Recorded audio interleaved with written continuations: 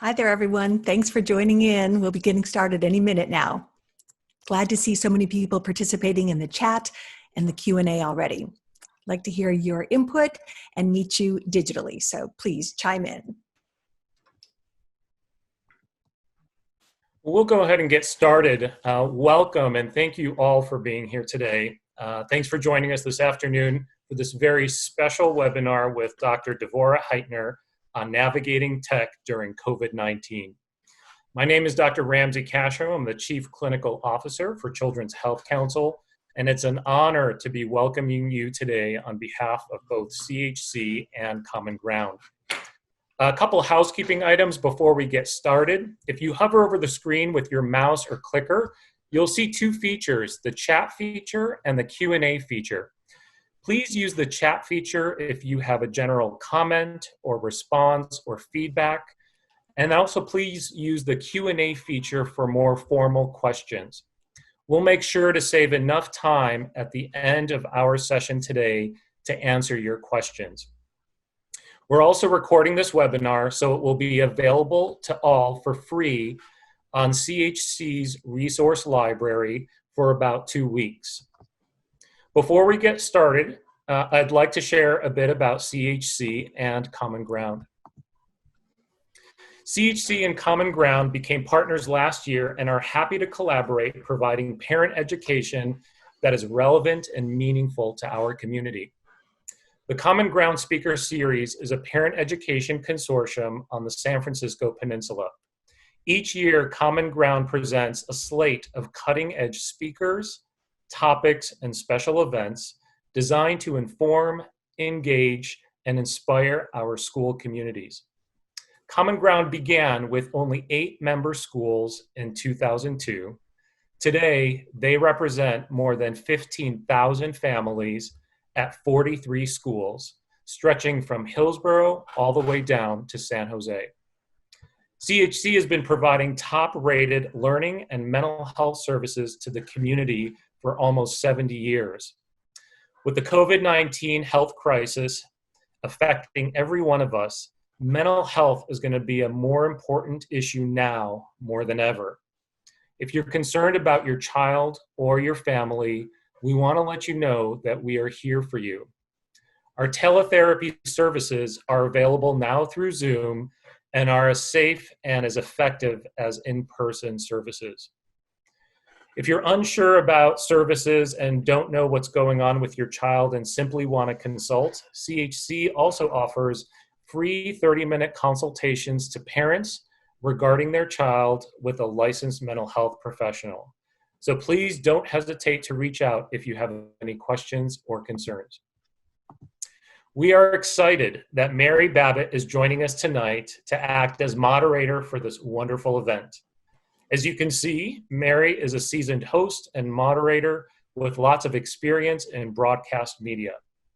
Mary, thank you for being with us tonight, and I'll let you take it from here. Thank you, Dr. Casho. It is my great pleasure to be with you today. As you mentioned, I am Mary Babbitt, and I've been working in television both full and part-time for more than 25 years now. I'm a former news anchor and reporter. I hosted a television show about wine country, and I currently work freelance doing both voiceovers and hosting assignments. My best and my toughest job, however, is that of mother.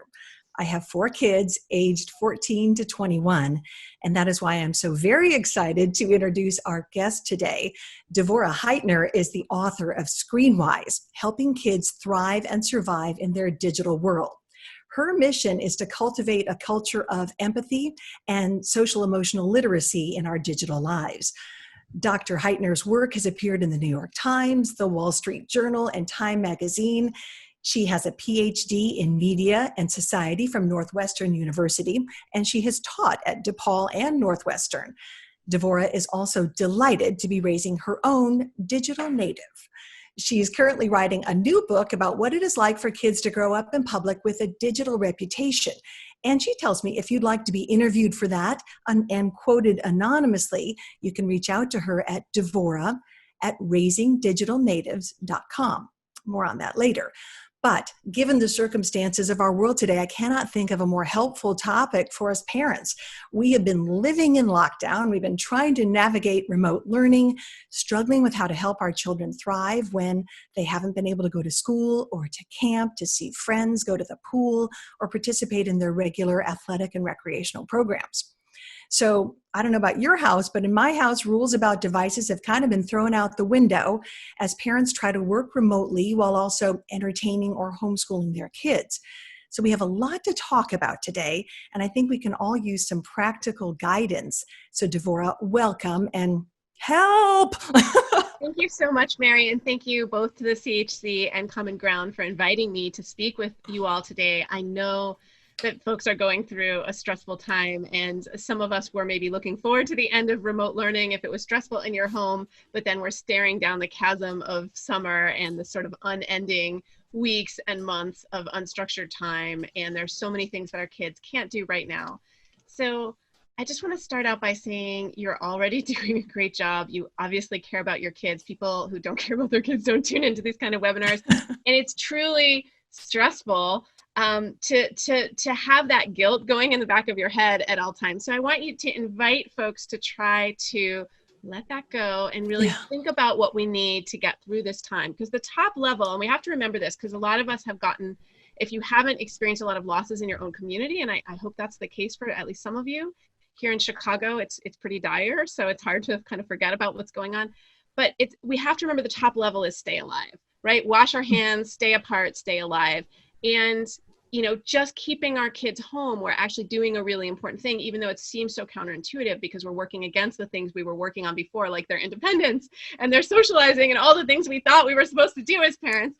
But truly, we're doing something very important because we're not just helping our own family survive this, but we're helping our communities and, you know, flattening the curve and all of that. And so as much as we're tired of hearing it, I just want to say, like, top level, stay alive, flatten the curve, and support your community's health and the diminishment of spread of the virus, right? And the next level is what's good for our mental and physical health given these constraints. And that's what we're really going to dive into, with obviously a real focus on screens and technology and the ways that can support our mental health and physical health. But truly, anything you do, including supporting your own mental health as a parent, whether it's reaching out to these resources, right, that were just shared, doing a telehealth, maybe you've never been to therapy in your life.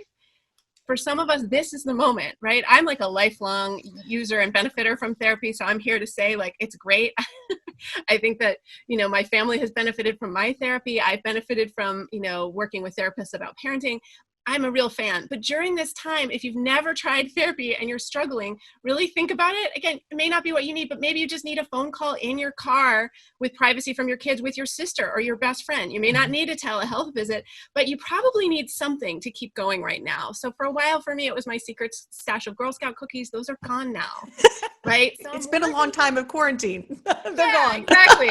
Right, but you can see from the slide how long it's been since I've had a professional haircut. So, you know, and I'm like, I know you're right there with me, but maybe some of you can do a ponytail or something, or, you know, my husband's using clippers, whatever works, but I'm just stuck with this. So here we are, right? So I want to dive into what we can do to make this time better. And truly, I want to also remind us that as much as we may feel like screens are this scourge or something that we're measuring our parenting against and we're not supposed to do, I hope I can convince you otherwise. And I especially want to say, how much worse would this time be if we didn't have tech, if we couldn't FaceTime or Zoom with the grandparents, if we couldn't do remote learning? As much as many of us were disappointed by remote learning, right? And the teachers tried, and I know I have some educators here today, and I know everyone tried, but like a lot of parents and kids were, you know, bummed out. But how much worse would it have been if we had nothing? And that's the alternative. So I just want to remind us how much of a blessing truly the tech is, and how much better it is even than 5 years ago, 10 years ago. The tools we have now, even with all the problems that they can bring and the stresses, they're truly making this more bearable. It's still very tough, but it's more bearable. So true. So true. So I just want to remind everyone, and I don't know how many of you remember this lovely guy who was on the BBC being interviewed and his toddler's tuddled in. And I know as a feminist and a working mother, I was like, yes, this is a moment. Everyone will see it happens to dads too. And what we call this in my media studies world is contextual collapse. When your kids burst in on you and your professional context is disrupted. Well, let me tell you, we are all living in the midst of contextual collapse right now. We are all working from home. I know everything about my spouse's work. I used to think I knew a lot about his work, but now I can actually hear his phone calls all day. So let me tell you, I know everything about what he's working on. He knows what I'm working on, right? We know all about our kids. And when you walk by your kids' Google Meet or Zoom call for class, they feel the same way this guy probably did, which is like, I love these people, but they're bursting into the picture and it's kind of embarrassing. Just your fourth grader or your high schooler or your college sophomore feels this way when you walk by their Zoom call, and God forbid you're in a bathrobe, you know, or whatever in your own home, they're going to be so embarrassed that you're disrupting their context. So what I hope we get out of all of this, right, and this is like the feminist visionary in me, is what I hope we get is a workplace that actually acknowledges that all of us have responsibilities beyond work, whether you heard somebody's dog bark on their Zoom call, or whether they're taking care of their parents or their children, or all of the above, right? Some of us have older parents, children, and a dog. Isn't it fun to be in the sandwich generation? And so here's the thing. Workplaces are going to have to recognize that people bring their full complexity, and what those of you who've studied, you know, John Kabat-Zinn would say the full catastrophe, right? They bring it together. And that's what workplaces need to acknowledge, and we're all there. So we want to acknowledge that with our kids. And I've heard stories from college students who are TAs, whose mom walked in to give them a coffee in the bathrobe. I've heard from elementary school kids that their parents or siblings are so embarrassing and disruptive when they're trying to do school. All of us have our work self and our school self and our home self. And during this time, it's all getting blended together, and that's hard. And it's also hard to get the space we need. Many of us, you know, if we do have a co-parent that we have a relationship with, we may feel like our marriage, our relationship is under stress because we never have any space from one another. So all of this is interfering with our life. So again, anything you can do, if it's going into your car or your garage or going for a walk and getting a phone call in with someone who can sympathize and empathize with you, if it's doing your favorite workout and telling your kids they can do whatever during that time, or maybe they can join you and do it, right? Whatever it is that helps. Well, Devorah, let me interrupt you real quickly there. First of all, I think already I'm feeling a sense of relief and breathing a little deeper and more relaxed. I'm not panting. So thank you for that. I want to make sure I invite all of our attendees to chat and send in questions. And some already have. And one thing, they're wondering if you could speak up just a tad, because some folks are struggling to hear you. So if you could speak up a tad, I'll back out a little bit and let you have the screen, and then I'll join you again in a little bit. How does that sound? Is that a little better? Do I sound a little louder when I get closer? Yes, you do. Okay. We're getting even better look at you too. Okay. So and that hair. Yeah. No, it's fantastic. Okay, I'm just teasing. Just look at the picture. Just remember how it was. When I see my nice stylist again, I'm teasing. You look beautiful. What have you done? Because I did let my 11-year-old try, and that was probably where it really went bad. But on the other hand, if you want to make your kid's day, if you have a kid who's always wanted to cut your hair, maybe this is the time, especially if you don't have a webinar like coming right up.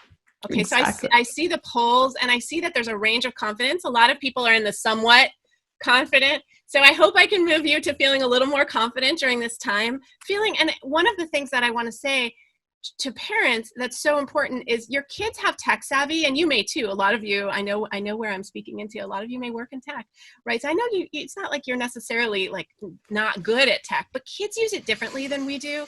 And it's important to remember that their experience of tech is not the same as ours. Even if we design some of these tools, they may find innovative ways to use them or hack them that we didn't anticipate. But you have wisdom. They have tech savvy, but you have wisdom. You have wisdom about dealing with conflicts. You have wisdom about the failures of self-regulation. You know exactly how wrecked you will feel if you stay up all night watching Netflix.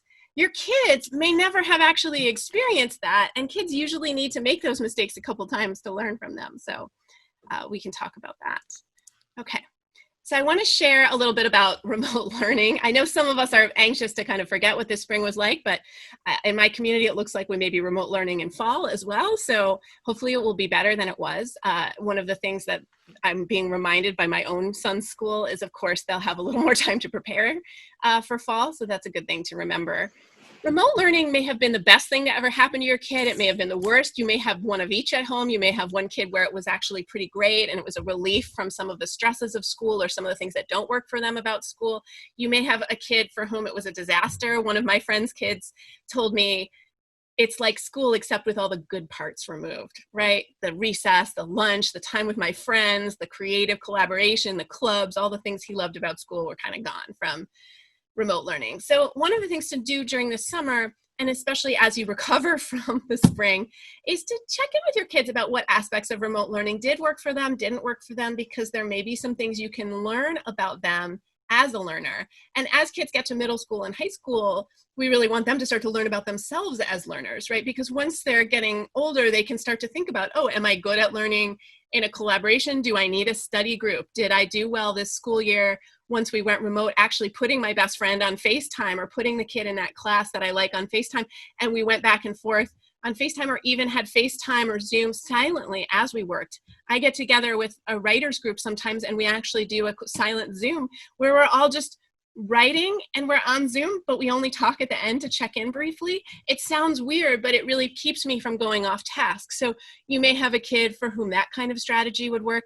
It's very important to take this time and, ask how remote learning worked, and also to give yourself a huge sigh of like, it was okay. You know what? If it didn't go well, we learned from it. If it did go well, great, right? But the things that didn't work, if you found out, wow, my fourth grader was already multitasking in Zoom meetings, well, that's learning too. So just be aware of what you can take from that into the summer. I know some of us may have fantasized about homeschool, and I think it's fair to say if any of you are in the homeschool community or you have friends who are, this is not homeschooling in the classical sense, because homeschool is also done in a community, just like school. And homeschool usually takes advantage of all the cultural resources that are so incredibly wonderful in your communities, museums, libraries, natural places to visit. And so much of that wasn't available to our kids this last few months either, right? We couldn't go out and do a nature trip. We couldn't go to the museum. And so I think it's really important to remember that this wasn't even homeschool. This was some weird, isolated kind of, amalgam of Little House on the Prairie, but with Google Meet. Okay, so I want to talk about the news cycle now. It's so important that we think clearly about what news is available to our kids. And from the youngest kids who hear the news by overhearing it when we turn on the radio in the car or in our home, or when we watch TV and they hear it from their bedroom or sitting next to us, even the kids who are so little we think they don't get it, they don't really understand the news, they are listening to the news. So it's important for us to talk with them about what they think they're hearing. Now, for any kid who's using devices independently and using search, they may be seeing memes. So it's not that your kid is on the NewYorkTimes.com or the Chronicle.com or, CNN.com scrolling, reading all the news headlines. You may have a few really socially active teenagers and activist kids who are like really into it, or they're getting their news from Twitter. But a lot of kids are picking up their news piecemeal from memes, from friends on TikTok, from YouTube. So it's an important question for kids of all ages, and I would frame it a little differently depending on how much you have a sense of what they know. But I would start to ask them questions like, what have you heard about COVID-19? Or what are you hearing about the uprisings this summer? If you think your kid might have seen a video of someone being murdered by police, you got to have that conversation. If you don't know if they've seen that, you want to find out, right? Because what you don't want is for your kid to have seen someone being killed on live YouTube and live video and not have that conversation, even if you don't want to know. It's just like the conversations we have to have about other kinds of violence or pornography, but we have to have it about the news cycle right now, because there's a lot going on that our kids are going to hear about. Certainly, if your kids want to be participating in any of the action and activism that's going on right now, we need to have important conversations with them about safety. So before we even get there, we need to know what news they're hearing, and we can't assume that it's nothing or that we've sort of protected them from the news, because most kids are hearing something. And even before school let out, there were a lot of rumors about COVID-19 and a lot of misinformation being circulated, kids playing games on the playground around the virus. So ask your kids what they've heard and ask them where they're hearing it. And if they do follow any channels on YouTube or any prolific TikTok video makers, ask them to see that stuff. You don't have to track every move your kid makes on the internet necessarily to be a good parent, but you want to be in conversation. And if there is a YouTuber that's very influential for your child, you do want to spend a little time checking out that content, because right now our kids have so much time, and you don't want them going down a conspiracy theory rabbit hole or something else. And there is, unfortunately, sometimes people make too much of it. And in general, I would say, don't get paranoid, parents. Most teenagers are not trying to, be recruited by bad people or conspiracy theorists. But this is a time when kids have a lot of time on their hands. So it's kind of good to see who's influencing them, especially if they are spending a lot of time in YouTube and Reddit, any spaces like that. For some kids, they're not going to be that interested in what's going on. You may be comfortable with that if you have, especially a younger child, you don't feel like they need to know current events. But still having those conversations and checking in. And certainly if you take them to participate in any actions over the summer, you kind of want to prepare them to some degree. So I'm just thinking of an example where my son is 11 and he knew about the murder of George Floyd, but we didn't want him to see the video. I didn't even want to see the video. I certainly didn't want to share the video and traumatize others with it. But we knew what had happened. But then I took him to a vigil and people were kneeling for a certain number of minutes and he didn't understand that. And I had to explain why were they doing that for that number of minutes, right? And so I think it's really important to think about the questions that might come up in a scenario like that. And if your kids are talking with other kids, Zoom calls, other things, all of this stuff is going to come up, right? But very differently for kids of different ages. So mine is just finishing elementary in 5th, in a 2nd grade call, it might be like, oh, you have COVID, that's so funny. And like not really getting it. For high school kids, it could be like, hey, let's organize, a response or write a poem about what's going on. So there's really different levels of engagement with current events that are happening. Another thing to think about is your own management of stress around what's going on. I know that I keep scrolling because I keep hoping for a vaccine. And my husband, who's a journalist and is also checking a lot, just reminds me all the time, you know what, if there's a vaccine, we're going to hear about it. You're not going to miss it if you don't check Twitter this 1 minute. And I'm like, oh, right. Yeah, we're going to hear about it. It's true. Our neighbors will be out in the street, partying.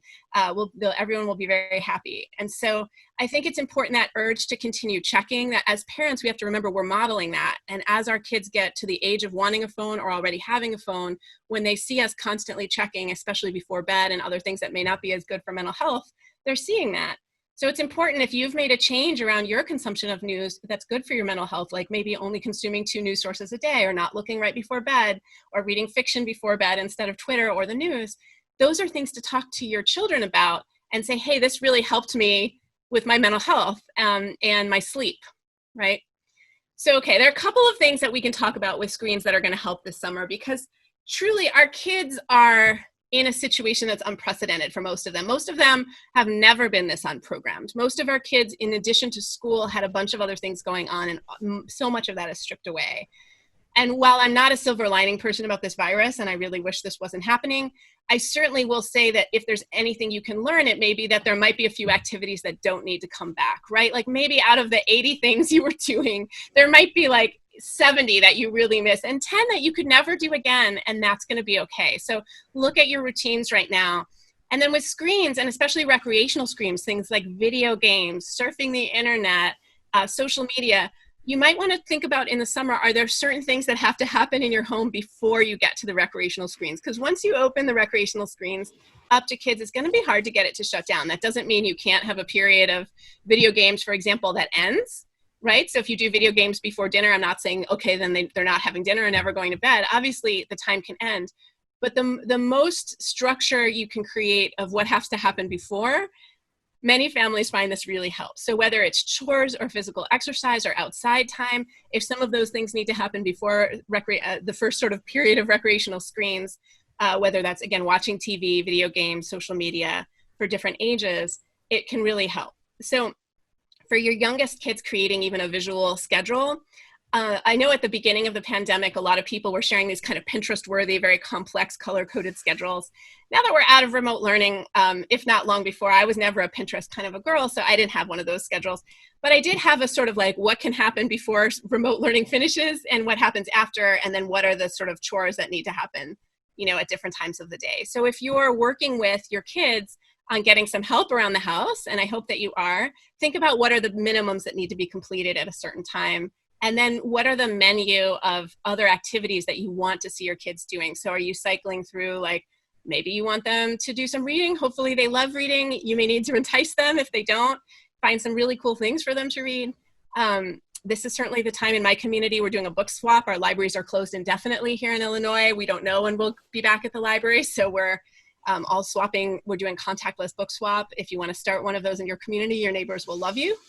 It's going to be great. So looking at those other activities might be running around the block, might be playing basketball in the driveway. If you don't have access to outside space, it might be a yoga routine or some push-ups at home. What are the pieces of physical exercise and chores your child needs to do, whether it's extensive, like a high school kid could be doing meal prep, could be taking their siblings out for exercise. A middle school kid could be doing some laundry. Your elementary schooler could be putting away laundry, could be putting away dishes, right? Setting the table. Even little kids can help. We often balk at the quality of the help, but right now is a great time to learn life skills because we're all home. If we had a paid cleaner, we might not be having them come over anymore. We might be paying them to stay home. And so this is the time. Your kid will be the one in college who knows how to do laundry. The next thing I want to think about with screens is relationships. So we're thinking about how routines can reduce power struggles. If your kids know they can't have video games till after 2, then at least before 2, they're not going to be fighting you as much for video games because you've made that really clear. And I'm just throwing that time out, by the way. You can say whatever time is video game o'clock in your house you want. But relationships, how are screens and tech helping you maintain relationships? So that's family relationships within the family you live with, family relationships outside of your household, family and friend relationships, and also relationships with teachers and school, and maybe relationships with other folks that your kids are connected with. So how are they maintaining relationships? If the relationships are being maintained by Roblox, then that's great for Roblox, right? That doesn't mean you want to 24/7 maybe have your kid in Roblox, but you certainly may want to be more flexible around Roblox if you really see, oh, this is where my daughter is sustaining her relationships, or this is where my son is really getting time with friends. Minecraft, Roblox, Fortnite, whatever it is. Now, that said, that could also be where the drama is. And the challenging part, and I'll get into this in a minute more, the challenging part is sometimes the friend drama is going to be pretty intense right now, especially because they're not seeing one another in person to resolve it. But look at where those relationships are, and also look at building routines. One of our favorite quarantine routines has been Boggle with my mother-in-law every night. She's turning 90 this month, y'all. We cannot see her in person. I am picking up her laundry contact list, doing her laundry at our place, and bringing it back to her apartment, leaving it outside the door because she's scared to go in the laundry room in her huge building, right? So this isn't a hard time. And she has not seen another person in months in person. So every night we're playing Boggle with her. And my son knows that it's important that we show up for that, and that we might come back from a walk to do that. Or it might, if he's, playing Roblox with friends and it's time to Boggle with Grammy, that's a priority, right? He can kind of opt out maybe one night a week and we just play with her and he doesn't join. But most of the time he's with us. And we also encourage him to reach out to her at other times. For example, he was taking an online theater class and I was like, oh, go practice your lines with Grammy on FaceTime. And he was like, I can just practice with the cat. And I was like, no, I think Grammy really needs to see your face. Practice with Grammy. And he was like, I got it. Okay. Right. So we can work on those relationships, look at where your kid is seeing friends. And then you also want to have developmentally realistic expectations. If your kindergartner hates Zoom calls, I would not force that. They will be fine. Life is all new for 5 and 6-year-olds. And when they do go back to school, they're going to re-love their friends again. But a lot of parents are stressing themselves out trying to make their kids have a social life right now. And it may not work for kids of certain ages and certain dispositions to do a lot of digital socializing. So do not force this if it's not working out. Some kids were all hot to trot with video socializing at the beginning. And now they're like, please, no. Listen to your children. They will tell you what they need. If your teenager wants to be texting a lot, they probably do want to be texting a lot, right? But there's some challenges there too. But I'm talking about especially the folks with younger kids who maybe didn't have a big digital social life. We do not need to force our kids to do things to do relationship maintenance the way we might think. So I think that's really important. And then finally, during remote learning, maybe some of you got a window into your children's time management skills. Some of you may have found, oh, I never knew I was going to be the secretary for my kid. But it turns out if they have to be at that 11 a.m. meeting, I have to tell them at 10:59. Because if I tell them at 10:33, you have an 11 o'clock meeting, that doesn't work. So it may be time this summer to teach your children how to tell time, how to wear a watch. Because, when they go to college, nobody's going to come to their dorm and be like, dude, your class just started and you're not there. Like we were doing during Zoom calls. So I'm not saying, okay, maybe you're first grader, it's okay, you're all over them. But if you had a high schooler and you were like tapping them on the shoulder every time they had a meeting and they didn't know how to set up an online calendar for themselves or even a print calendar, they can learn that. And this is a great time to get that skill going on. Mary, do you want to say something? Well, you've thrown out so much good stuff, and I know it's incredibly helpful. We're getting some really good questions from parents, and I can relate to so much of what you've said. We have quite a range of participants today with little children up to teenagers. So if you could give perhaps some guidance when it comes to how much or how to utilize screens and devices during the day when you're dealing with little kids as opposed to teenagers. I know my teens, their phones are like an appendage. They're never without their phone. So I know that for me, I worry about stuff now that they're unable to be out and see their friends. They're unable to do other stuff socially. The phone has become even more important. And I think one of the questions we had was about screen addiction and the fact that this device is just a constant in their lives. Should we worry more about that now, or should we say, hey, it's COVID-19, let's just take a break on some of that stress and get through this summer? Well, teens are not addicted to their phones. They're addicted to their friends. And that is very, very different, unless they're spending that whole time doing puzzles and just, like with themselves. And I wouldn't necessarily say that was a bad thing. But most of our kids are actually more, they're missing their friends more. If you take away the phone, what you're taking away is that connection. So I think it's really important. And if, by the way, if your teenager was in love before that, this is a bummer. I mean, I know for those of us who are living with the person we chose and are in love with, like there's some challenges to the 24/7 like love time. It's not always so easy, and having the kids around doesn't make it like, oh, let's go on a date to the living room while our kid's doing Roblox in the dining room. Like that's not always the funnest. But if your kid was in love, this is like hella bad, right, for them. Yeah, and I think it's just really important to understand that this is heartbreak time. This is and if I was going to give you a sort of a prediction of like which teenagers might be most likely to sneak out right now, I'd be like, if your teenager was in love before all this and they haven't snuck out yet, I would be keeping an eye on like how high is their window, because many plays and books have been written about teenagers in love and when you tell them they can't see each other. So let me talk about that age range that Mary mentioned, though, because I want to just say, Stephanie Whittles-Walks, who's my friend who runs a really great parenting podcast, and she wrote Last Day about she's amazing. She's done a bunch of different things. She has a podcast about opioid addiction. She's an incredible person, but she has young kids who are under 5, and she wrote, "The Disney Channel is my homeschool" on Twitter. And I was like, oh, I hear you, sister. The Disney Channel is a lot of people's homeschool. I think we have to be realistic with little kids, what the engagement is possible. If you're fortunate enough to be co-parenting with another adult and your employers can be a little flexible, one thing you may want to try to do this summer is a split shift. So like for me, I'm getting up way before my son, and he's 11. So I'm glad I'm not dealing with a 4-year-old right now. I'll be really transparent and say I'm grateful he's 11 and he can do a lot of things for himself. But say you do have 4-year-old twins, like my next door neighbor, who was also a teacher. So she was teaching all through this time. No let up of that intensity, right? Her work was not going anywhere.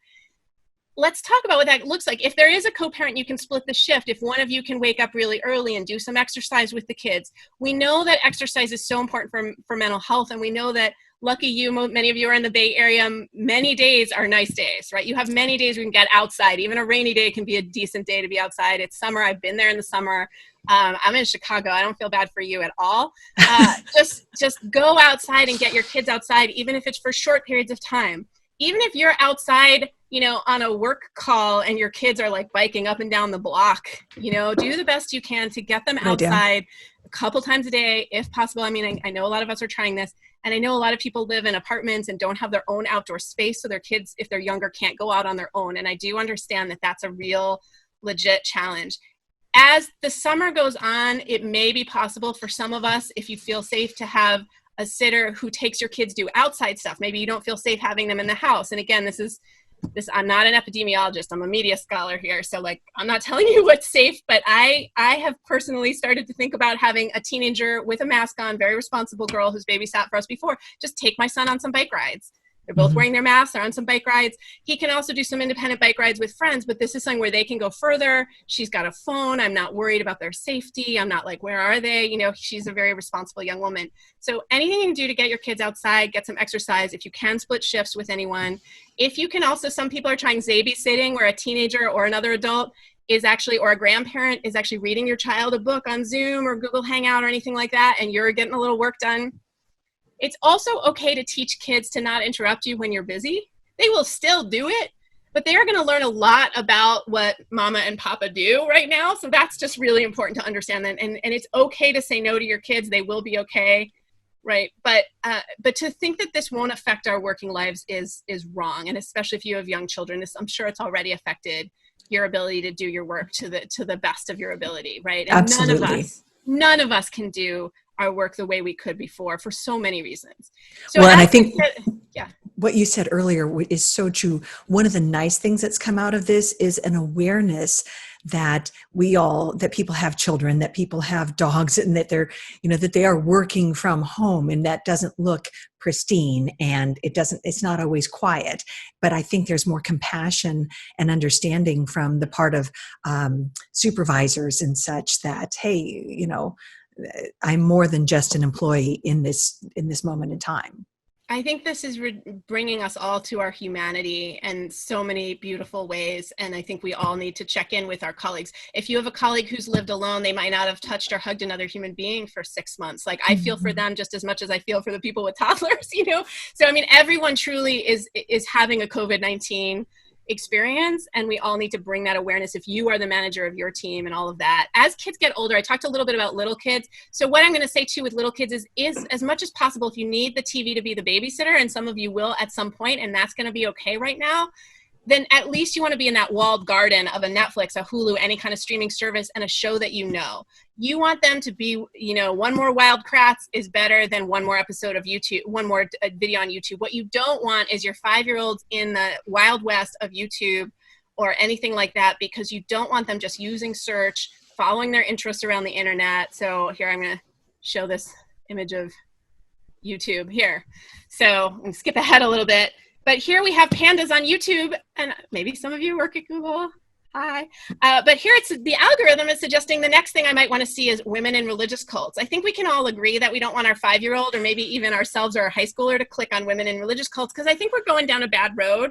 I don't even want to know where that's going. I just don't want to know. So I would much rather they watch something on Hulu about pandas than something on YouTube. Right? Because that's a knowable world. So if you need the Disney Channel to be your homeschool, let the Disney Channel or something similar, again, that known universe, or let the Magna Tiles or let the Lego set, if you can afford to stockpile a few really exciting toys that you save for that really important conference call, and then it's like, here's that new Lego set, bye, I'm gone for an hour, whatever you need to do, or that content that they're really excited about, that's a really great technique. For middle grade kids, from like second grade and up, the challenge is a lot of them do miss their friends, but they don't necessarily have that experience of digital communication. They're not a second grader, probably hasn't been texting or emailing. Many of you might find if you look at your kid's email account from school, that they were getting 10 emails a day from their teacher and they didn't check them. Why? Because if you're in third grade, fourth grade, you don't check your email. I taught college for 7 years. I had to tell my students to check their email. So your elementary schooler is not checking. They do not know the sort of Zoom etiquette. If they're talking to their friends or their grandparents on Zoom and they just walk away, don't think, how have I failed in raising this child? Think, okay, I need to teach them some stuff, like saying, it was nice talking to you. Okay, bye, right? Like, we need to teach them to close conversations. We need to teach them how to handle conflict when it comes up. We need to teach them too that big conversations aren't always the most satisfying. It might be fun to get 30 people together on house party, but we're not going to have a deep talk, in that 30-person group. As kids get older, they were already using TikTok. They were already using Minecraft on a server together, but having more time to do it can lead to more drama. So that's where you want to just ask your kids, how are they getting along with friends? What are the things they're seeing? I'm seeing some kids in my own community who are usually pretty nice kids act out in some surprising ways. And that's because all the kids are under so much stress. So this is a time, by the way, to have a lot of grace about other people's kids. If you think another person's kid isn't acting right, is doing something, calling your kid too much. Maybe they're a singleton like my kid, and your kid's actually happy with siblings and they're jumping on the trampoline all day and they're not missing their friends as much as that kid, and that kid's texting your kid 9 times a day. Instead of saying, what's wrong with that kid, talk to your kid. Well, that kid's probably kind of lonely. I know their mom works a lot. That doesn't mean you have to tolerate it. You can still say to the friend, hey, you're kind of texting a lot and it's a little too much. But be nice about it, because everybody's in a rough place, right? We want to be nice about things as much as possible. I'm not saying, obviously, if somebody's really going after your kid, that, you can certainly block that person or encourage your child to do that.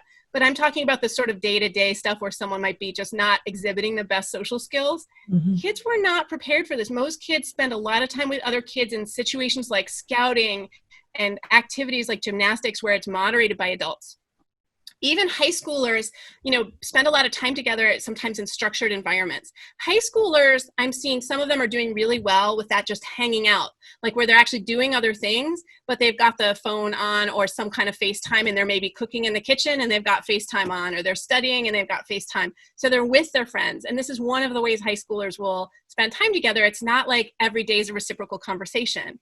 And just like you may find when you try to catch up with people, there's not a lot to talk about right now. So another thing that kids are struggling with is, what do you talk about? So I want to just suggest for elementary schoolers, say you're getting your kids together for a little Zoom gathering, or give them some ideas or a Mad Libs or something to actually do to structure the conversation, and also plan for it to have an end time. Because, second graders, maybe 20 minutes, fourth graders, maybe 40 minutes, but your kids cannot, most kids will not sustain a digital interaction nearly as long as they would sustain an in-person play date. So your fourth grader might have been able to play with Legos with friends for hours, Mm-hmm. or do some cool imaginary play, or run around, or, but in the digital world, maybe a 40-minute conversation that's heavily structured may be the best they can do. Or you may see little kids even do parallel play, where they're both doing their own thing and they're kind of seeing each other, but they're not engaging. That's Exactly. okay too. So I think we also need to refrain from judgment. If you see your teenager and they're studying, and, as long as your data plan can accommodate it, most of us are on the Wi-Fi anyway right now. We're not really using data because we're not leaving the house that much. So don't worry about it. A lot of the variation in the way our kids are hanging out is good. Now, one question I get a lot is, what do you do with a kid who doesn't have a strong friend group to be in touch with and text? These are kids who need some support right now. Mm-hmm. Now, some kids who are introverts are going to be okay. They're going to take this time and learn a computer programming language, or ASL, American Sign Language, or they're going to really get into cooking, right?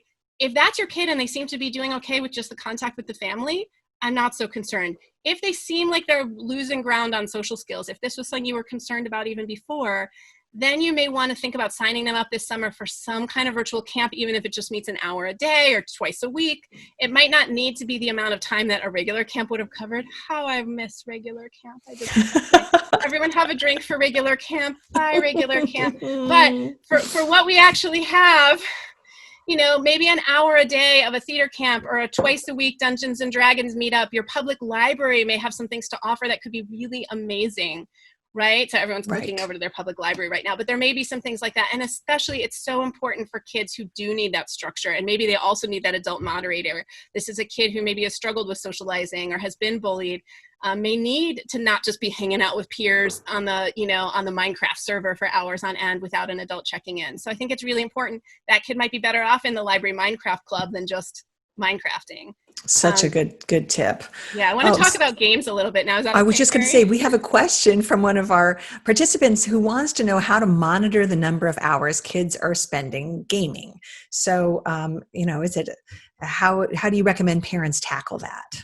The most important thing is that it's not interfering with these other things. So if they're getting some exercise, if they're eating, some meals, if they're getting sleep, and a lot of teenagers right now, we're seeing them staying up very late because they want space from us, and because that's the natural teenage schedule. But and that's okay. What we don't want to see is the complete day-night reversal. It's fine to me, right? You have to look at what's good for your family, but it's fine for me if your kids are sleeping till 11, 12. What you don't want is to have this total day-night reversal where they get no sunlight, where they're not seeing you at all. You have no idea what they're eating, and they're probably just eating total junk, because that's where I worry about mental and physical health.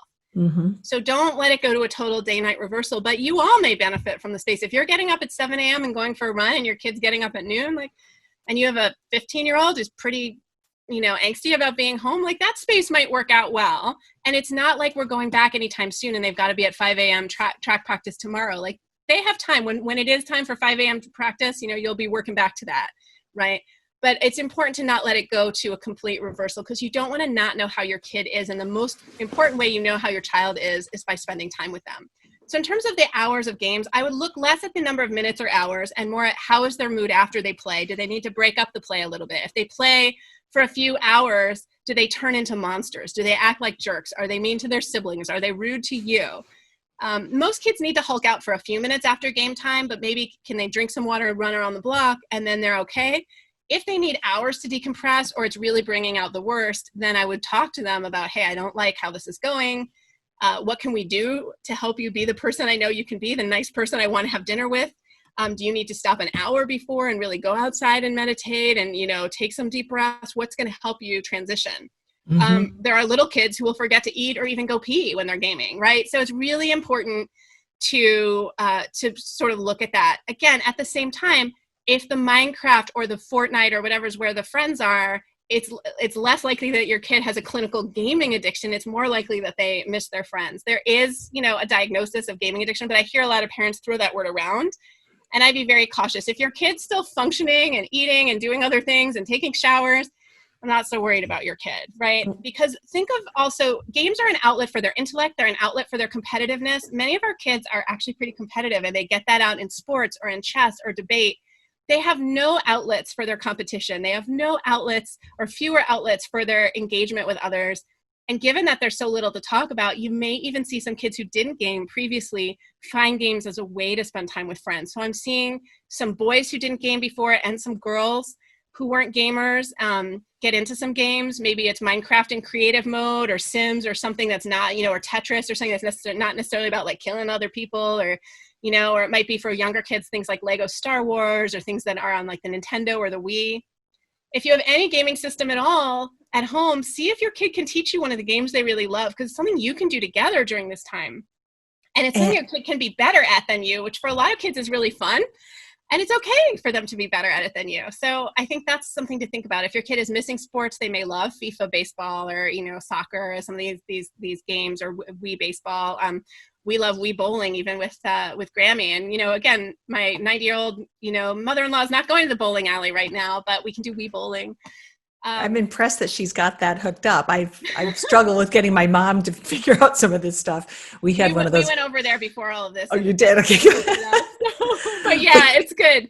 I want to take some more questions. There's so much more that I can share, but I know people have a lot of great questions, and I just want to dive into those. Sure. You've touched on a couple of great things. One of the things being that gaming right now is also a social outlet. It's not just mindless, I'm just going to play with strangers. I'm playing with friends. And so that really helps. So we have a question: how to manage tech when it's needed for school, including summer school, but your child has creative ways of workarounds with distracting sites.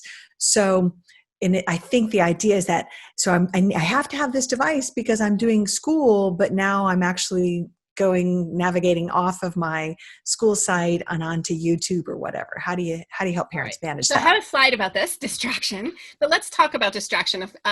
Distraction is, these devices are designed to be distracting. So one of the things we want to do with our kids is, first of all, let them know that this is not a moral failing on their part, that the devices are actually distracting, and that I might have a deadline with an editor and go check Zillow instead and see if there's a place with a nicer kitchen I could move to. Right. I think after COVID, a lot of us are reevaluating our housing. I'm like, why didn't I think about an in-ground pool? There's at least 3 weeks of cool weather in Chicago. I could have really enjoyed that time. It's really important to understand that even adults struggle with this. And so what are the techniques that work for you? For me, it might be turning off the Wi-Fi. It actually might be those Zoom meetups where I'm writing with my friends and I can't go check something else. For some kids, it might be using apps to block other apps or put away their other device. So a lot of kids will double screen, but put away their phone when they're working. For some kids, it's just setting a time limit and saying, this is when you got to get the work done. For some kids, it's having them work in a public space where you can walk by if you have time to walk by. I know a lot of us are working, but if you have time to kind of walk by. You can also look at the device and see if there's a way to kind of block the distractions, but I would work on that with your kid and treat the distraction as a mutual enemy, not as your kid's moral failing, but as something like, hey, I know you really want to pass this journalism class, and I also know you'd like some free time to do other stuff. So how can we work together to help you get there so that when you get to college, you can self-regulate? Because again, no one's going to come in your dorm room and say, hey, you have 90 windows open. How is that helping? Okay, good. How about this one? For screen time total for non-teenager kids, this listener, their children are 11 and 8. Do you include these together or separate in different categories? So social screen time, hobby screen time, like chess strategies online, learning screen time, family screen time, like movie night. So is there some sort of sum total of screen time we need to worry about? And if you get to that number in the day, you're in trouble, or you explode. No, just kidding. yeah. It's a video game. No, I mean, so actually I'm glad you asked, because I was going to say this and I kind of rushed through it before. I would look at, things like creativity versus consumption, solo versus connected use, and you want just a balance of those things. It's not that, consuming can be great. Reading your kid could be sitting down and reading, Wuthering Heights or Great Expectations. You're not going to be like, why are you solo consuming media? It's like reading a book is consuming media, and it's good. We like it. Everyone likes our kids to read. So looking at a balance between when consuming, which might be also watching another game versus creating, which might be like creating a new level in the game if it's a more creative game, or composing something, or making up an online radio play with your friends, or doing a Lego animation, right? So what are the kind of creative things and the consuming things? What is the solo versus the connected use? Who is this connecting my kid to? If it's a little kid, maybe I don't want them connecting with strangers on a gaming site or on TikTok, but maybe if they're older, they might be ready to be engaging in the world. You might have a kid who's a poet, who's got a poetry channel. As long as you know about it, and you're ready for that, that could be fine. So some of our kids are ready for more public engagement right now. I just went to 3 Black Lives Matter events that were organized by my local high school kids, and they were beautiful. And they also did a poetry reading that they organized. So there are teenagers who are ready to be out there in pretty public ways that we can be really proud of. And I think it's really important that we don't say, oh my gosh, they're in public, but do they have the skills? Are they ready to deal with trolls? Do they know how to block somebody? If you have a sensitive 9-year-old and they want to have a YouTube channel, I'm going to say, well, are they ready to deal with the trolls? Do they know how to block somebody? Are you going to see every video before they post? Do you know that there are bad people out there that instead of just enjoying your 9-year-old's magic tricks might comment on their age or their weight or their race, because some people are monsters, right? So I think it's really important to look at, if your kid's going to be public, what does that look like? If you're not ready for your kid to share on TikTok, you don't have to go there. So I would look at those balances and really see if there's one project your kid really wants to take on this summer. My son is learning Scratch, which is a programming language that kids can learn. Older kids may want to try to learn a language or learn to cook a certain thing. So it could be a tech or a non-tech activity. But giving kids choices about what they want to focus on and learn right now is really important. So much has been stripped away from our kids in terms of their autonomy. And to get back to that original question, there is no amount of time that would concern me as long as your kid is also getting outside, getting exercise, eating, spending some family face-to-face time, right? Doing their chores, right? So even if the chores are very basic for little kids, it could be making your bed and feeding the cat, but it has to be something that contributes to the family and feels good. If you can also get kids involved in community actions this summer, like giving food to people or helping people, if it's not safe for them to do it, even contactless drop off, if that's not safe in your community, then raising money online or donating some of their allowance online. But I know my son went with me to do a few contactless drop-offs of donations, and it really helped complete the cycle for him. Whereas even collecting the things at home, he was like, oh, whatever. And then we did the drop-off and he was like, oh yeah, there are homeless kids that don't have puzzles and games, and I'm giving those to those kids so they can be a little less bored and sad right now. And now I get it. Like, yes. I don't, and so I think it's really important that our kids, when they get involved in the community, they feel better, and it's good to do, but it also makes them feel better, because we all feel so helpless. We do. Probably no one on this call is going to be the person who finds the vaccine. If you are, great, please go back to work. But if we feel helpless, and our kids feel helpless, and most of them have been stripped of some autonomy. My kid was walking to school and biking independently and had a key to our home. Your teenager might have been driving. Now we're not letting them do hardly anything, and we're yelling at them to wash their hands, and they feel invaded, and rightly so. Developmentally, it's a step backwards for everyone. And so it's really important that we give kids autonomy. That said, if your kid is doing things that make them feel bad, if looking at social media is making them feel left out, if scrolling the internet is giving them access to stuff they shouldn't see or making them feel depressed or anxious, that's when I would substitute another activity. So I'm more interested in how is the screen time working to support your kids' interests, their friendships, their learning, and their entertainment. It's okay if some of it's just funny and nice and distracting. But if it's not doing any of those good things, then I would say it probably can go, right? Okay. If it's just showing them other kids who seem to be having a better time and making them feel terrible, for example, that would be a good kind of screen time to cut. Well, I think for a lot of parents, the kids are seeing other children. There's so many different sets of standards and rules, and parents are navigating this, to what feels right for their family. And so not every kid is being held inside, and some are out playing with friends and getting, so that aside, we have another question that I think is a good one because I can relate to this. This parent says, we were taking a wait till 8th path to giving our 7th grader a phone. And with all of the changes that have happened this spring, we're now wondering if we should stay the course with the wait till 8. This child has access to social media and texting through a family device at defined times during the day. But now the family's sort of wondering, should we give her a phone? Does she need one now that we're all, with all of our other social options so limited? So Yeah, what do you think about that? It really depends. If sharing the family device is making everyone crazy, it may be that the parents are just sick of sharing their device. And we should all be looking at our own privacy. If you're handing over your device with your email open, with your Amazon one-click on, don't be surprised if some stuff shows up at the house that you weren't expecting. Don't be surprised if your kid reads an email that you weren't expecting them to read. So we should all be mindful of what all this device sharing can look like in a household, or even a shared Apple ID or things that are like that. On the other hand, kids may need phones less if they're not leaving the house. If your kid is going on solo bike rides or has bigger range or hikes or anything like that, if you're trusting them to go on walks with friends with masks and at a distance or whatever, and I know some high school families are doing that, or even middle school, then you might want them to at least have something they can borrow. Maybe it doesn't have to be their own, but you might want them to have something where they could call you if they, twisted their ankle or, had a flat or something. So those are considerations, but truly, wait until 8th I know those people, they're very nice, but it's a little arbitrary because it's not like 8th grade is this pinnacle of social judgment for kids. It's like, oh yeah, wait until 8th because that's when I had the best ideas ever. Like you might have a 5th grader that's actually way more compliant and like better at relating to people than an 8th grader, because 8th graders are what they are, it's like a very low point in judgment for some people. Fair so I point. just think it's really important that we don't, not to diss on 8th grade. There's some awesome 8th graders too, of course. There are. But for me, and for many of us, it's kind of a low point. So I think it's just important to say, what are your expectations? And for many of our kids, even if they have a phone, they're using it on Wi-Fi. This is the thing that I always find amusing is, schools will give kids iPads and parents are like, oh no. And it's like, well, what do you think they're going to do on the iPad that they can't do on the iPhone that you already gave them? So true.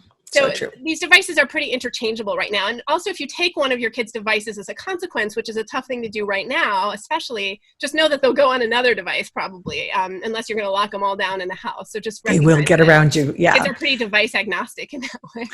Okay. How about this one?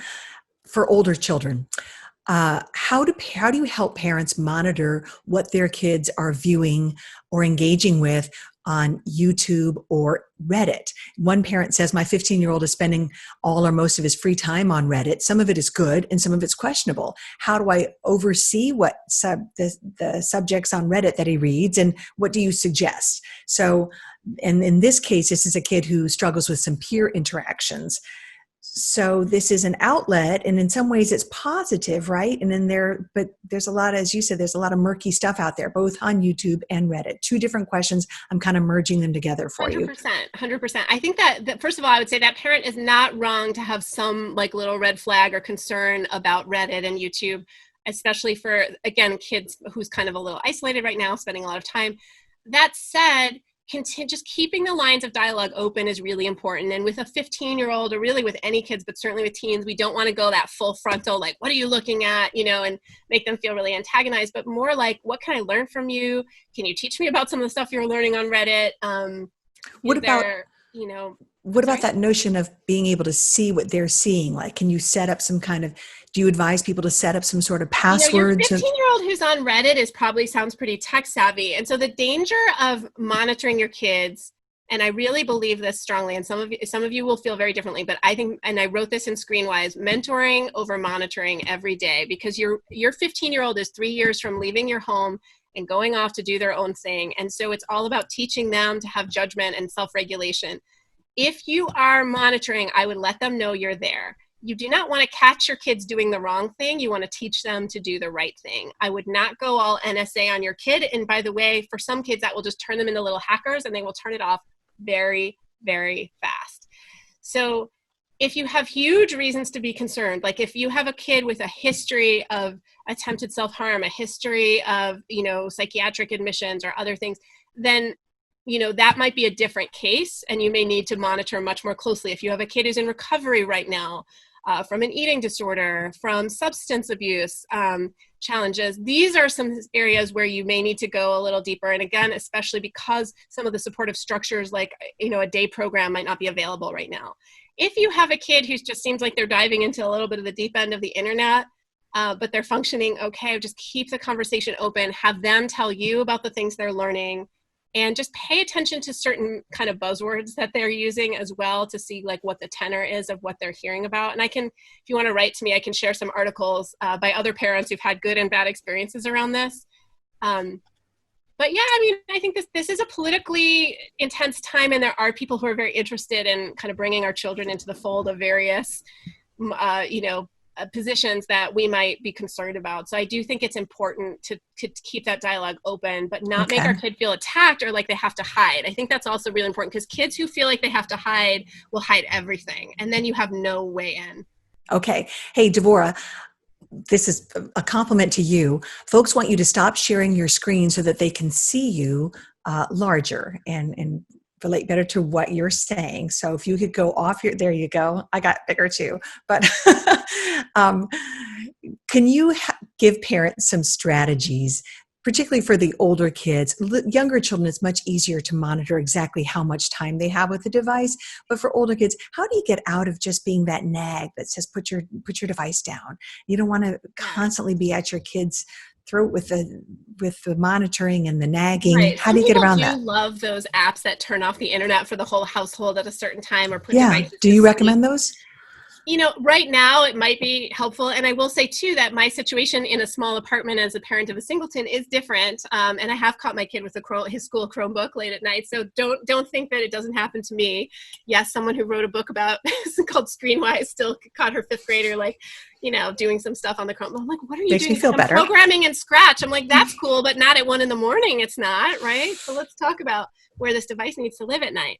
So it can even happen in a small apartment with a singleton, but the more space you have, the more spread out your home is, the more kids you have, like you've got 4, Mary, I would understand if you wanted to give all the devices a bedtime, but I would try to do it as much like I'm not Big Brother and more like I'm trying to help us all get some sleep, including myself. If you can bring yourself into it, like I'm struggling with this, I need to turn my device off, that can work. That said, just collecting the devices is a time-honored tradition. Some of us take the TV clicker if we don't want any more TV to happen for a while. There are very simple solutions. Teaching kids to self-regulate is great, but if they're struggling with it, have them also come up with some solutions. What will help you get off your phone? And it may be that you don't have a hard line about it all day, as long as they get their chores and other stuff done and get some exercise, but maybe they have to go to bed. And most kids having a connected device in their bedroom is not great for sleep. And right now we know that sleep is important for immunity. It's important for physical health, mental health. If your kid is vain, and if you have a teenager, I think they probably are, because kids care about how they look. It's also better for their good looks.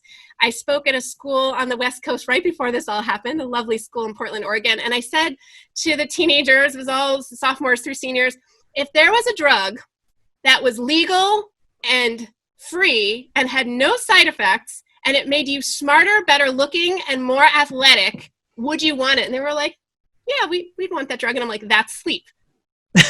Smarter, better looking, more athletic, in a better mood. It will do all the things.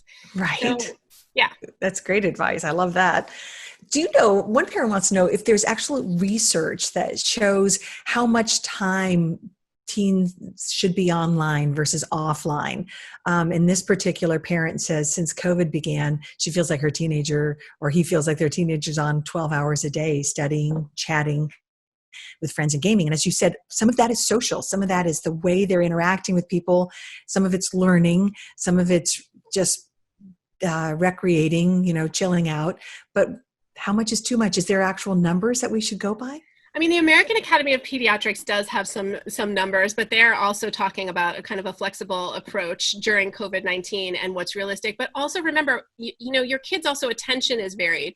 He may be spending some time that's not really very attentive to the phone, but the phone is kind of just with him, and it's really keeping the friends with him, just like he might have had friends over to just hang out. We do want to see our kids be able to resume face-to-face contact with peers when that becomes available. And we see kids already in some cases sitting in their cars at distant spaces and being really creative. most of our kids miss their friends so much and would love to hug their friends and wrestle with their friends. And, if they're in love, like make out with their friends, they miss that. So I'm not worried about our human beings going to forget contact. Some of you may have seen the video that went viral of those little cousins hugging for the first time after months apart. And if you want to cry and get it all out, you can watch these two kids hugging and they cry, and you watch it and you'll cry because there's someone you can't hug right now that you feel sad about. And your kids feel the same way, even if your, teenage son might not be like, I miss hugging my friends, but like they might miss wrestling with them or sitting close to them or all that contact. Even if you can like brush your kid's hair right now or do anything, to give them that touch that they're missing. For some kids, that would be great, obviously with, their consent, but they might tolerate it more right now than kids do, especially teens right now. I want to come back to that question. There's not a number of minutes that concerns me as long as your kid is sleeping and getting some physical exercise and leaving the house. Like maybe, when they're out if you go for a jog and listen to a podcast and then use a map to find your way home and then look up a recipe online and cook dinner, you've had a lot of screen time, but you're using it to augment your life. And so, we want our screens to be supporting us, not running us. If the screen is stressing you out, if it's running you, then that's a problem. But if it's augmenting your life in a way that's working for you, then it's, it's great technology. There's a lot of good stuff to like about it. All right, terrific. Hey, how about, do you have the poll that you could launch? And I do have another question for you that gets to what you were talking about earlier about your digital footprint. This question, so if you can work on the poll on the side while I ask you this question, I'm going to ask you to multitask. Okay. This parent wants to know about how kids can discuss topics like Black Lives Matter right now, that this is kind of a thing that kids want to talk about online with their friends. How this parent is asking how, excuse me, let me fix my screen. They may not be mature enough to have a nuanced discussion online. So how do you advise that, given that they're not in school, given that this is just an online forum and that you might live with whatever you say, is there a way for them to talk productively about sensitive topics? And certainly since Black Lives Matter is so much in the news right now, given all the unrest. Sure. And I mean, one thing we want to say too is I feel for our kids because they're learning and growing up in a place where everything they say and do is recorded. And it may have started with us because we may have been sharing them on Facebook and Instagram as they grew up. And, the things that we thought were cute to share that they said, they may feel differently. So I think it's important for kids to feel free to learn and grow and have tough conversations and not worry about getting canceled, not worrying about getting iced out like, oh, I said the wrong thing and now everyone's going to think that I don't get it. Or, like I asked somebody what white privilege was and they were like, you have so much white privilege, you don't even know what it is, or something. And then, you're canceled. Because what we want, and I recognize this as someone who taught college, and I had many students who came to DePaul University when I was teaching there who, would use words or in a way that I had learned were problematic. But I was a professor with a PhD and I had lots of time to think about this stuff. And I had to be honest with myself. When I was growing up in Connecticut, I might have called, a community a bad neighborhood and not thought about how deeply racist and problematic, saying something like that was. And so some 18-year-old fresh out of their context, you don't want to shame that kid and smack them down and be like, you little racist twerp. What you want to say is, well, let's think about where that comes from. And, why would a neighborhood get called that? And how might the people who live in that community think about their community maybe differently than someone who's never spent time there, and really open up that conversation. And that's a skilled facilitator, adult professor. When kids are talking with other kids, one thing to say, and I don't want to get too far out of my lane with tech, but I will say, like, for white kids, if they're talking to their friends who are people of color, they should just listen more than they talk. And that's just a good rule right now. It's just like, be quiet and listen. If your friend has something to say, just hear their experience and don't necessarily feel like, you have to have a lot of smart things to say. If you don't know what to say, it's even okay to say, wow, that's really intense, man. I don't know what to say right now, but I'm hearing you. I'm here for you. I'm your friend. Like, those kinds of things are, it's hard to go wrong just letting someone know you're listening. And so I think that's really important for kids to be able to just do that and to have that skill. For younger kids, it may be a tough topic to bring up. So it may be more appropriate If your kid really wants to have that conversation, to really do facilitate it in the family, or if you're doing family to family calls, like some elementary school kids might do well with like parents and kids talking together, like, let's get together. You know, we saw those friends at the vigil, but we couldn't talk to them because we're all wearing our masks and we all had to go to the bathroom, so we couldn't stay out forever. Like, that's like the end of all activities, and somebody has to go pee, so we leave, right? And so, like, let's get on Zoom tomorrow and like, what did they think? What did they learn? What speeches moved them? Let's talk to them about what they learned.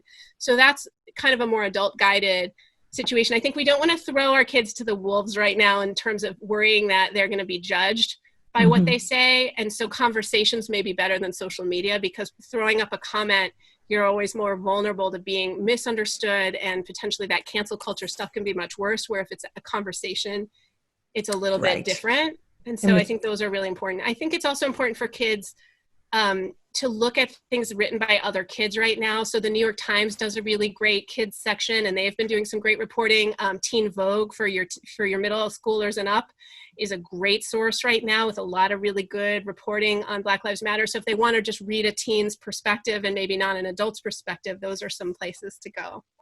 Okay. Good stuff there. How about that poll? We launched a poll that asked our participants to share with us how they're feeling.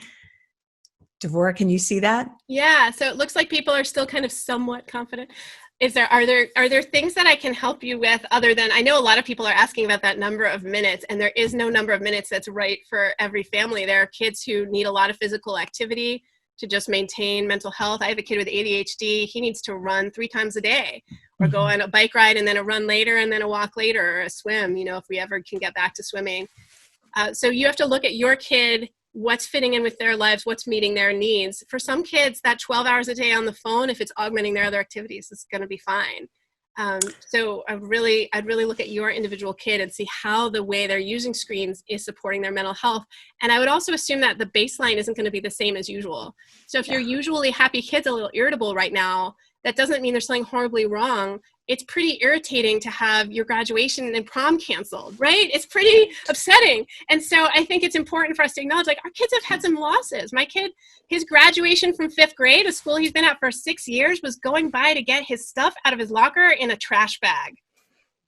I mean, it's not as sad as the seniors, right? No. It's pretty darn sad. I'm right there with you. Goodbye to that school, 6 years. And we went outside, there was someone in PPE, you know, like protective gear, handing us a trash bag, like, Weissman, okay, here you go. Here's your trash bag. Goodbye, elementary school. Like, come on, guys. I went home and cried after that. If my kid's a little irritable, and that's going to show up in behavior, that's going to show up in just wanting to watch a few shows. And we have to not be so worried about the behavior right now in terms of consequencing it all the time. We have to see it as a manifest. Like, my behavior isn't the best either. Right now, I'm not operating at my fully best. And so I think it's really important that we give our kids some grace and some forgiveness right now, because some of the behavior is grief and loss and frustration and, you know, just loneliness. And they're not going to be able to articulate that. It's a rare kid who's going to be like, I'm feeling grief and loss, and therefore I'm acting really jerky right now. Right. They're just going to act jerky, and you're going to have to wonder why. So yeah, great reminder for all of us. I've got a question. Someone wanting you to repeat the news resource for middle school students. Yeah, I would look at the New York Times on Sunday has a resource for kids. There's also Time and Newsweek. Both have kids sections, National Geographic for kids. These are all going to be more appropriate than just searching. You know, your 8th grader and up might use CNN, but, you know, for your younger kids or middle grades kids, it may not be appropriate either reading level wise or content wise. What you don't want is for kids to get their news from TikTok and YouTube. Right. Ask your school librarian or your local librarian too for other resources, because there may be some other really good ones that I've missed in this. And librarians are so up on this stuff, and they love, like, most libraries right now are taking phone calls too. So if you want to talk to a reference librarian or a teen librarian, a lot of libraries are taking calls, or you can write to them. So many libraries are still functioning. They're just closed buildings. So use that resource. That is a great tip. Well, we are nearing the end of our time. This has been so interesting, and we've had so many good questions. People are really curious about this. And I think when you started this conversation, you said that if you showed up here to try to learn and listen and get some advice, chances are you're on the right path. And maybe that we all need to give each other grace, as you mentioned, and just ease up on our stress about how to be the perfect parent this summer, because we're not in perfect conditions right now. And I think good enough is probably the best we can maybe manage through COVID-19 and all the other stressors in our lives. My son said, "I love you guys, but is it okay if I'm a little sick of you?" And I was like, yeah, it's okay. And in my heart, I'm thinking, yeah, I feel the same way, buddy. Like, I love you, but this 24/7 thing, I mean, it's just not what we're designed for. And all of us, it's supposed to take a village. And right now our village has shrunk to this nuclear kind of situation of a household. And, and it came out of nowhere. Anything you can do to pull back in that village too, like, can your kid have that contact, a Zoom call with that youth leader they love, or the scout leader, or the rabbi, or whoever it is that they have that relationship with, just to get another adult in there like we did. I had one friend who said she was going to this summer do play dates via Zoom with her kids, so that, and as a mom, she would take an hour or 45 minutes and maybe do a cooking demo or a dance party or something. And it would be an hour that the other mom, it was almost like babysitting or a play date where you drop your kid at someone else's house and they get, and they're in charge of them for a bit. So they were going to try to do some of that via Zoom this summer. I've seen some enterprising teenagers do that and charge. And, but I think it's also great if we can do it collectively. And remember, most of us know elders who are isolated right now who really miss our kids. So if you have grandparents or aunts or uncles or anyone who's not, deeply quarantined and alone, they might love to read to your kids or play a game with your kids right now. So tap those resources, and you're also doing kind of a double thing of, giving that person some company and diversion. Absolutely. Well, Devorah Heitner, thank you so much for your help and your advice and your just relatability today. You're funny and down to earth, and it's really helpful. The book is Screenwise, and the next book that Devorah is writing is in the works. It's called, you actually don't have a name for it yet, do you? I think it might be called something about growing up in public, but yeah, my agent probably wouldn't want me to. Okay. Well, it's about kids and their digital reputations. And as you said earlier, you can email her if you want to be interviewed anonymously for that at Devorah@raisingdigitalnatives.com. And if you don't want to be interviewed, but you just want to jump on my mailing list, you can also go to raisingdigitalnatives.com and just jump on my mailing list. I know not everyone wants to talk about their kids' experiences, but I can keep them anonymous, and they should be fun conversations. I've been having a bunch of talks with both kids and actually teens as well, college kids, high school kids. Well, cool. Sounds like a great topic for a book. So as we wrap up today, we want to remind everyone about our online survey. The link is in the chat now, and it'll also be emailed to you. We would love your feedback, so please let us hear from you. And on behalf of the Children's Health Council and Common Ground Speaker Series, I want to thank you for participating with us. Thanks for all of your great questions and joining in on the chat. It's been really fun and helpful, and hopefully we can all get through this together and have COVID-19 in our rearview mirrors very soon. And I wish you well this summer, all of you, and patience and grace for the summer. Yes, everyone stay safe this summer. It's going to be a long one, but we'll also learn a lot about ourselves during this time. Thank you so much for having me. And again, thank you to the CHC and to Mary and to Common Ground. It's really my pleasure to be with your communities today. Thank you, Devorah. Take care.